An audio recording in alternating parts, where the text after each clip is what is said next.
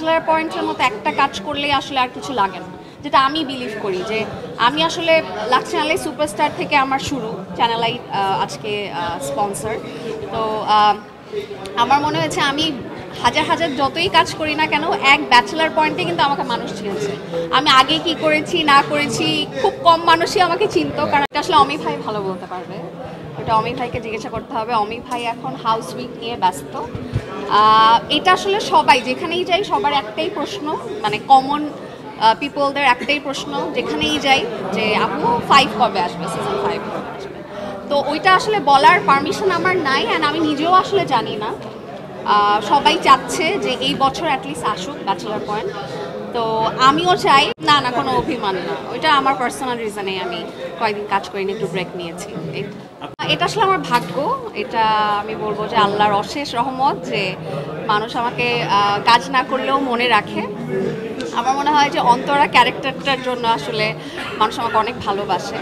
And ও সামনে আচ্ছা, অন্তরা ক্যারেক্টারটার জন্য মানুষ আমাকে অনেক ভালোবাসে। অ্যান্ড আমি কাজ না করলেও আমি যেখানেই যাই সবাই আমাকে অন্তরা অন্তরা বলে ডাকে। আমার অ্যাকচুয়াল নাম যে ফারিয়া, এটা আসলে কেউই জানে না এখন।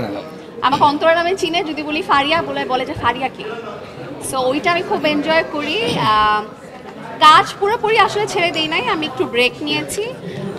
আমার ইচ্ছা আছে এই বছরটায় খুব ভালো একটা নিউজ দিয়ে তারপর কাজ শুরু করব। সো ভালো নিউজটা কি ওইটা আসলে আমার জানানোর পারমিশন নাই, ওইটা হয়তো আমাদের ডিরেক্টর জানাবে।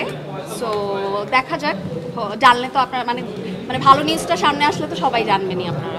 এই বিষয়টা খুব এনজয় করি, যেটা বললাম যে এটাই আসলে একজন অ্যাক্ট্রেসের সার্থকতা, যখন তাকে হচ্ছে মানুষ তার ক্যারেক্টারের নামে চিনে, ওই বিশ্বাসযোগ্যতাটা সে অর্জন করে যে ওই ক্যারেক্টারটাই উনি। মানে আমি যে আসলে আমার যে একটা পার্সোনাল লাইফ আছে, আমি ফেসবুকে কোনো কিছু পোস্ট করলে মানুষ বলে শুভ ভাইকে দেখলে মাইন্ড করবে, বা শুভ ভাইকে বলতে হবে আপনি একা একা ঘুরতেছেন কেন, শুভ ভাই কোথায়। মানে দে ডু বিলিভ যে অ্যাকচুয়ালি শুভকে আমি ডেট করি, অ্যান্ড আমি বিদেশে গেলে শুভ আমার সাথে যায়, অথবা শুভ আমাকে শপিং করে দেয়। তো এটা আমি খুব এনজয় করি, খুব মজা লাগে। হয়তো কানাডায়, শুভ হয়তো কানাডায় অনেকদিন ধরে। সো জানি না কবে আসবে। ছোট্ট একটা মজার কথা বলি, রিসেন্টলি আমি মালয়েশিয়ায় গিয়েছিলাম।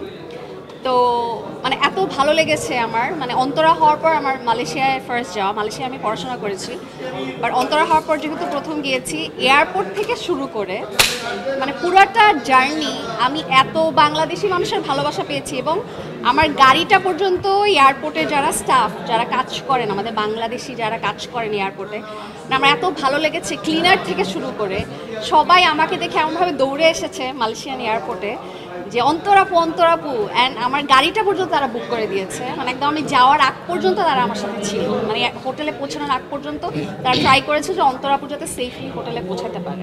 মানে এটা যে আমার কী ভালো লেগেছে এটা আসলে ভাষা প্রকাশ করার মতো। কাজ যেটা বললাম যে আমার ডিরেক্টর বলবে, ওটা আসলে আমার বলার পারমিশন নেই। আমি একটা মানে ভালো কাজ দিয়েই সবার সামনে আসবো, ওইটা আসলে এখন বলতে চাচ্ছি।